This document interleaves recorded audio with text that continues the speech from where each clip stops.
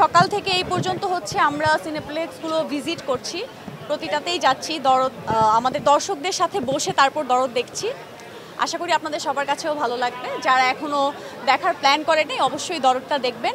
নতুন একজন শাকিব খানকে আমরা নতুনভাবে দরদে দেখতে পারবো। আমি দরদের টিমের সাথে যুক্ত হই সেই লোকেশনে গিয়ে শুটিংয়ের, তখন আমার মনে হয় যে না, আমরা হচ্ছে একটা ফ্যামিলি।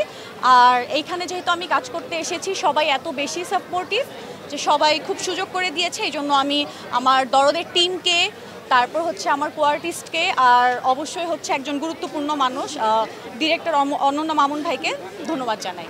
আর আপনাদের কাছেও বলি যে দরদ আপনারা অবশ্যই দেখবেন, শাকিব খানকে নতুনভাবে দেখার জন্য হলেও দেখবেন। শাকিব ভাই তো হচ্ছে অনেক বেশি প্রফেশনাল, যেহেতু সে ইন্ডাস্ট্রিতে অনেক দিন যাবৎ কাজ করছে, আমাদের মেগা স্টার।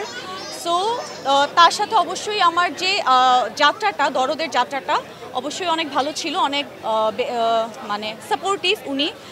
তারপর সব কিছু মিলিয়ে হচ্ছে তার সাথে আমার ভালো একটা অভিজ্ঞতা ছিল। আমি তার কাছ থেকে, সিনিয়রের কাছ থেকে অনেক কিছু শিখতে পেরেছি, সেটে থেকে অনেক কিছু তাকে ফলো করেছি। সো সব কিছু মিলিয়ে ভালো ছিল। আমার চরিত্রটা হচ্ছে সিনেমার মধ্যেই একটা সিনেমার গল্প, বা মিডিয়া ইন্ডাস্ট্রির গল্প। আর সেই গল্পের হচ্ছে নায়িকা আমি, আর নায়ক হচ্ছে রাহুল দেব, আমাদের যে কলকাতার আর্টিস্ট, বলিউডের। কলকাতায় যে এসকের একটা বড় প্রোগ্রাম হয়েছে, ওখানে আমাদের সুপারস্টার ছিলেন, শাকিব ভাই ছিলেন। তো শাকিব ভাইকে তারা কিভাবে ওয়েলকাম করেছে এটা আমরা সবাই দেখেছি। আর যখন আমরা তাদের সাথে কাজ করেছি, আমরা আদার্স আর্টিস্টরা, তখন তারা সেটে অনেক বেশি কোঅপারেটিভ ছিল।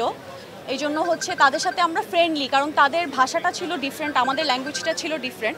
তাদের মানে সাপোর্টের কারণেই আমরা কাজটা অনেক সুন্দর করে করতে পেরেছি, আশা করা যায়। দর্শকরা তো অবশ্যই অনেক ভালোবাসা দিয়েছে, দিয়ে যাচ্ছে।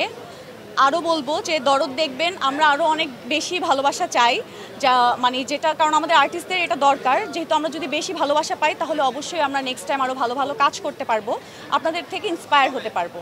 সবাইকে দরদ দেখার আমন্ত্রণ রইল।